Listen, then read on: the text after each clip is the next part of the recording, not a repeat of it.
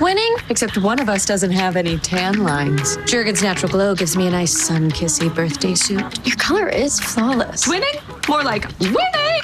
Create your own sunshine with flawless, natural-looking color. Jergens. Liberty Mutual customizes your car insurance so you only pay for what you need. With the money we saved, we tried electric unicycles. I think I got it. Okay. Doggy paddle. Only pay for what you need. Liberty, liberty, liberty, liberty. Tomorrow, hey, E.T., it's Garth Brooks. the country icon's Sin City takeover, his new residency reveals. Will Adele join him on stage? I can imagine it every day. Ooh, be sure to check that one out. Now, we've got one more thing to show you before we say goodnight. Take care. E.T., welcome to Hawaii. No, LL Cool J, we're welcoming you to Hawaii. That's right, the NCIS fam hasn't seen the last of Special Agent Sam Hanna. He's joining the NCIS Hawaii cast as a recurring... Happening now. Nearly a full year after the Robb Elementary shooting, the family of Eva Mireles has found a new way to honor the heroic teacher. We give you an inside look at the new Eva Strong Gym. The University Incarnate Word getting millions of federal dollars. Who that money will go to help fill a void in our children's mental health care in schools. A mostly quiet weather pattern, but our storm chance tomorrow depends largely on how storms develop tonight. I'll tell you what I mean coming up. The news at 5 starts right now. 1 year ago this week, 21 souls walked through the doors of their classrooms for the very last time. They were teachers, artists, and athletes, aspiring police officers, and honor roll students. Hours later, they were dead. On Capitol Hill, remembering what was lost in a South Texas classroom, Congressman Joaquin Castro taking a moment on the House floor to remember the victims of the Uvalde school shooting and renew a call for stronger gun safety laws. That tragedy at Robb Elementary has had such an impact, and it is still having an impact on so many lives 1 year later. One of the victims was beloved teacher Eva Mireles. She dedicated her life to education and her family. Now her daughter and her husband are honoring that teacher that lost her life protecting her students. RJ Marquez visiting with Ruben and Addie Ruiz to discuss Eva's legacy and one of the ways they're keeping her name alive. Eva Mireles' husband and daughter have found a way to combine her passion for family and fitness with a unique memorial. They take me inside the Eva Strong home gym. We'd always talk about doing something like this. We'd work out in our little garage. We'd work out there, and the weekends, she'd get me up and say, let's go. She always pushed me to do things that got me out of my comfort zone. We wanted to be able to have pictures in here just so that when we do come and use the gym, she's everywhere. She motivates us. The blue vest right there is my mom's vest that she was actually training in that Monday before everything had happened. I wore her vest, and my dad wore one of the vests that they have too. And we're just continuing to anything that like signifies her, like the Murph, because that's what she made us do every year. That passion carried into the classroom, caring and protecting her students, ultimately putting herself between the gunmen and her children. She was very motherly, so that doesn't surprise me at all that that's what she did. I know she didn't think twice about it. She was very unselfish. She did everything for everybody else. She put everybody else in front of her, you know. And like she said, she didn't hesitate to protect or hesitate to do anything to help somebody else. And now Eva Strong lives on forever and shines bright in this gym. We're able to do it finally, and like Addie said, you could actually feel her presence in here when we're in here. What do you think your mom would tell you now? I think she would be proud of how much we've done for her and how much that she's remembered. In Uvalde, RJ Marquez, KSAT 12 News. There is a long history behind Robb Elementary, from how it was created to issues of oppression, and then last year's tragedy, and then everything in between. All that history is now the focus of this week's KSAT Explains. But how do you hope this library can play a role in telling the story of what happened on May 24th?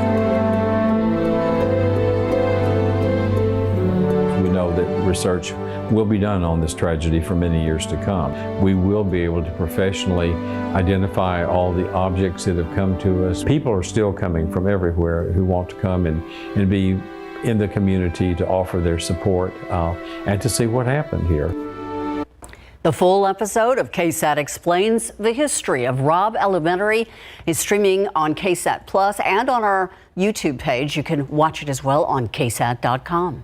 And as we hit the 1-year mark of the May 24th tragedy at Robb Elementary, we will have live coverage from Uvalde starting tomorrow morning on GMSA, leading up to our special 1 Year in Uvalde, which airs tomorrow night at 9 p.m. right here on KSAT 12. Here's a clip from that special. Everybody knows who did Columbine. Everybody knows who did Parkland. But what you don't remember are the names of the victims. But I'm not gonna let my son be a number. He's not gonna be a statistic. You're gonna remember his name. You're gonna remember Uzziah Garcia. That was Brett Cross speaking. He's the guardian of Uzziah Garcia. Tomorrow night at 9 p.m., we'll be hearing from Cross and so many others about their loss and recovery during our 1-hour special 1 Year in Uvalde. Now, if you scan this QR code on your screen, it'll take you to our website, KSAT.com, where there is an extensive tribute to the victims and their families and all that has gone on during the last year. There's also an interactive feature to all of this. Those stories are available right now on KSAT.com.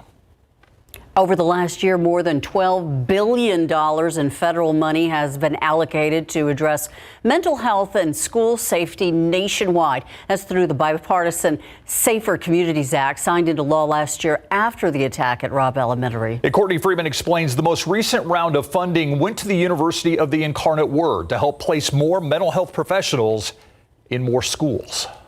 As UIW transitions its School of Physical Therapy into the School of Occupational Therapy, it'll start with a big chunk of federal funding. So we received the Mental Health Service Providers Grant and a total of $5.2 million that will be funded over 5 years of the project. Assistant Professor Dr. Marcy Campbell is the Director of Research Grants and says occupational therapists need to be utilized as part of school mental health teams. Occupational therapists work on physical, cognitive, emotional, social skills to help people engage in the activities that are important to them. Campbell spoke on a panel today when U.S. Senator John Cornyn visited San Antonio to see how that federal money was being spent. She explained it'll be used 3 ways.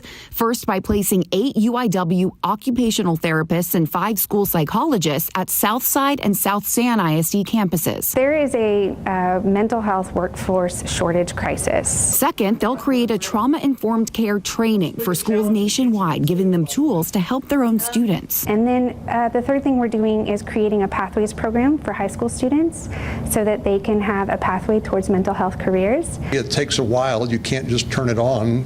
You have to have the trained professionals, which takes time, and I appreciate the educational institutions that are involved in that. The results could lead more people to mental health careers locally, where there's the greatest need. Courtney Friedman, KSAT 12 News. Some of that grant funding previously doled out went to SAISD, specifically for securing the physical buildings on those campuses. Tomorrow, we're going to take you inside an elementary school in that district and show you the protective updates being done to keep schools safer. Meanwhile, a deadly shooting during a game of pickup basketball. Now that murder trial is underway. Brandon J. Clark on trial for the murder of Ramiro Longoria in April of 2019. The two were playing basketball when they got into an argument. Clark got a weapon out and started shooting at the crowd. Longoria died at the scene. 2 other people were injured. If Clark is found guilty, he faces up to life in prison. A fight between 2 brothers ends with one shooting the other. San Antonio police say the men were fighting in the backyard of a home on Kenmar Drive around 11 o'clock last night. But things escalated and the younger brother pulled out a gun and shot his older brother in the hip, then took off. That's according to police. At last check, he has not been caught. That victim taken to the hospital. Check out TransGuide cameras right now. Some sort of a traffic tie-up on UTSA Boulevard at I-10. That's where the camera is. You can see emergency crews are on the scene. It is down to just 1 lane right now. This is, again, UTSA and I-10. It looks like, to me, it's the eastbound lanes of I-10. Again, I-10 at UTSA Boulevard, a traffic accident there to be aware of. It was a warm day around San Antonio. Take a look at some of these weather watcher temperatures. 94 in Warren's backyard and Del Rio, 90 in Floresville and Michael's backyard. A little bit closer to San Antonio, Windcrest clocking in at 89. Warm and humid, felt a lot warmer than that 89.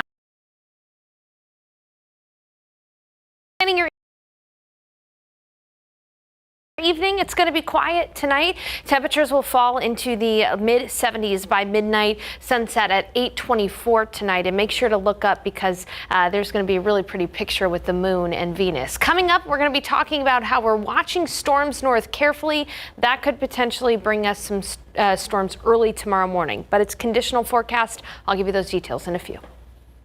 Thank you, Sarah. Time ticking on Capitol Hill as a deal has yet to be reached to lift our country's debt ceiling.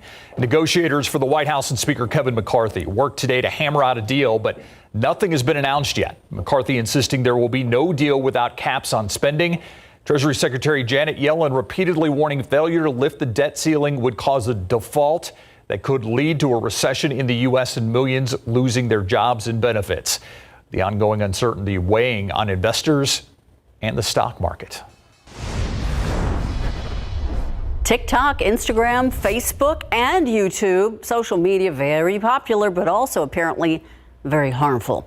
The U.S. Surgeon General now has a warning about social media's impact on kids and teens and their mental health. The concern is over the potential long-term effects and the type of content kids and teens are exposed to. On average, teenagers are using popular platforms 3 to 5 hours every day. Experts recommend creating social media free zones at home, talking in person more often with your kids, and discussing the permanency of online posting. By the way, the Surgeon General believes 13 years old is still too early for social media access. Tens of millions of Americans expected to travel on Memorial Day weekend. Ivan Rodriguez explains how airlines are preparing and what travelers can expect when they hit the road on this potentially record-breaking weekend. Memorial Day weekend is considered the unofficial start to summer, and with it, the start of a busy travel season. This coming weekend, we're expecting to see levels we haven't seen since before the pandemic.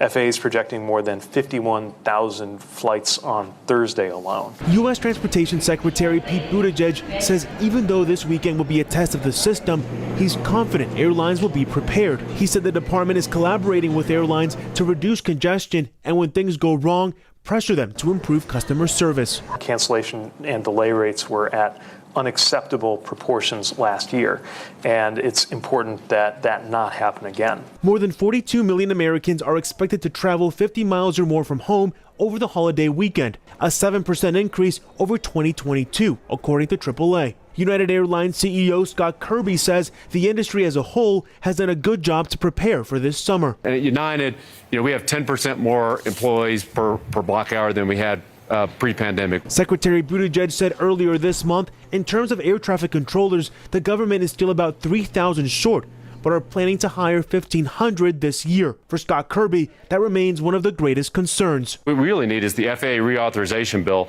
to authorize more funds. It's not their fault, by the way. It's a 20-year problem. While most travelers will be driving to their destinations, car travel is still expected to be down slightly from pre-pandemic levels, with gas prices higher than 2019 levels, but still lower than this time last year. I'm Ivan Rodriguez reporting. Here's something to consider. What if you could get a better night's sleep? There is a way to make that happen. Supplements you can find at the grocery store or pharmacy. We're going to tell you which ones to look for and how they can help when we come back. Myra Arthur here in the KSAT newsroom, and here's what we're working on for the news at 6 o'clock today. As the one-year mark of the Robb Elementary School tragedy approaches, superintendents across San Antonio are rolling up their sleeves to give back. Their inspiration from one young survivor. Lee Waldman shares that story at 6. Plus, if you don't cry when you hear this song, then you're not getting the message. Although she is not in it, I Am a Child is a tribute by Tejano music artist Shelly Lades to the 21 students and teachers who were killed at Robb Elementary. She talks with Jesse Degollado about this meaningful project. And a retrial more than 3 years in the making. Mark Howerton back in court facing a murder charge for the death of a Trinity University cheerleader. Erica Hernandez breaks down testimony from a paramedic that we heard today. All that and more on the news at 6. Thank you so much, Myra. If you're having trouble sleeping, join the club. Only about 40% of people Consumer Reports surveyed describe their sleep as good or very good. 12 on your side's Marilyn Moritz takes a look at sleep supplements and whether they are your answer. You toss, you turn, you fluff. But there you are, wide awake. That's why 30% of people surveyed say they've taken sleep supplements. If you're consistently losing sleep, studies have shown it can wreak havoc on your body and increase your risk for anxiety and depression. We're not talking about sleep medication that's prescribed by a doctor. Sleep supplements are over the counter, like melatonin. It's a naturally produced hormone that regulates the sleep-wake cycle. Evidence does suggest that taking melatonin can help you doze off about 7 minutes faster on average. Research shows it may be useful for people with jet lag or certain sleep disorders, but be sure not to overdo it. You don't want to interfere with your body's natural production of melatonin. Other supplements promoted for sleep include CBD. That's found in both hemp and marijuana, and it doesn't get you high. Early research suggests CBD may be a reasonable treatment for insomnia, but more research is needed. There's vitamin D. One study suggests if your D levels are low, adding it may help you sleep better. And if it's restless leg syndrome keeping you up, your doctor might suggest taking iron. If you do decide to try a supplement, be sure to look for a trustworthy seal on the bottle from a group like U.S. Pharmacopeia, ConsumerLab.com, or NSF. You can also supplement your supplements with something like a white noise machine. Marilyn Moritz, KSAT 12 News. Take a live look outside right now. 87 degrees out there. Some fluffy white clouds, but I guess those are kind of ornamental. It looks prettier than it feels. In fact, we call those fair weather cumulus clouds. The weather's fair, so you weren't too far off there, Steve. Yeah, okay.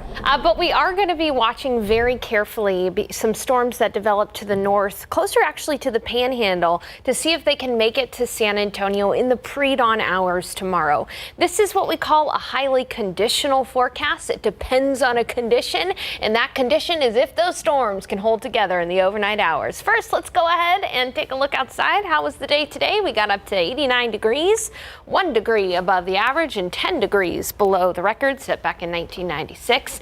Our morning low was fairly average too. So here's what you got to know. Again, tomorrow in the morning, we're going to be watching storms carefully overnight that develop to the north. Let me show you what I mean. Here's a look at the satellite and radar across Texas. This yellow box that you see here is a severe storm watch for areas from Amarillo down to Lubbock. And you can see that storms are really starting to blossom here along that West Texas dry line. These are fueled by the daytime heating, but there's a chance that they could combine into a cluster of storms and then overnight ride the upper level winds of the atmosphere south and eastward. And so we'll have to wait and see if they can hold together and make it to San Antonio. This particular computer model thinks that they'll be making it to San Antonio early tomorrow morning. This is a look at 3 o'clock in the morning. Severe weather possible overnight across central Texas, but as that storm moves south, it's likely to weaken before it makes it to San Antonio.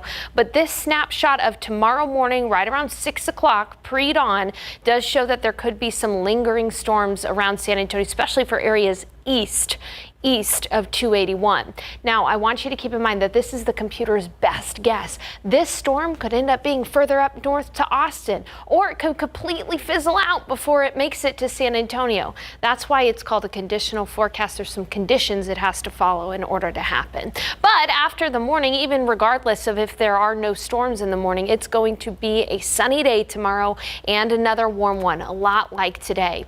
Then once again, tomorrow night into Thursday morning, watching across the Panhandle to see if those storms can ride it through the overnight hours and make it to San Antonio by early Thursday morning. So we're going to carry daily isolated morning chances for showers and storms around San Antonio starting tomorrow morning. 30% chance right around 7 o'clock, but then quickly. So I think even by the morning commute, even if there are a couple of storms pre-dawn, those are going to be over. And then by 10 o'clock, 79 degrees, mostly sunny by noon, 83.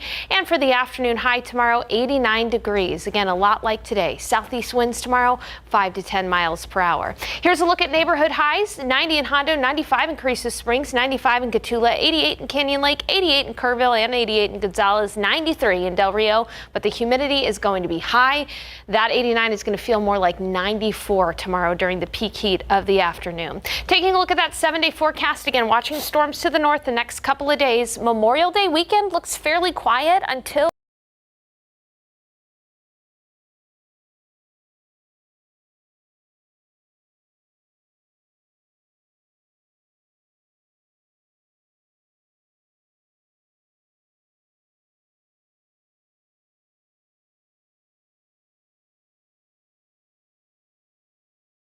to draft a 7-footer. Yes. Young guy. Yes. I wonder if there's any, other 7-footers who've maybe been, drafted #1 overall who could help this guy out. Exactly. So when you come to the Spurs, you're probably going to get some Hall of Fame knowledge from some former Spurs, right? So that's exactly appears what's going to happen for young Victor Wembanyama when the Spurs draft him. Plus, the Joker has reached the NBA Finals. Coming up.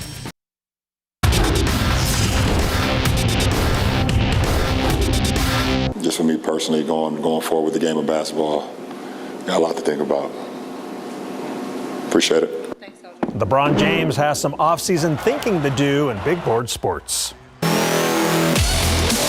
Five-time NBA champion Tim Duncan will reportedly return to the Spurs to mentor the likely #1 draft pick Victor Wembanyama, as reported by NBA insider Mark Stein. He said the expectation is that Tim will regularly visit the team's practice facility to work with Wemby when the Spurs are home. Stein also teased the fact that Manu and Tony will lend a hand in his on-court development.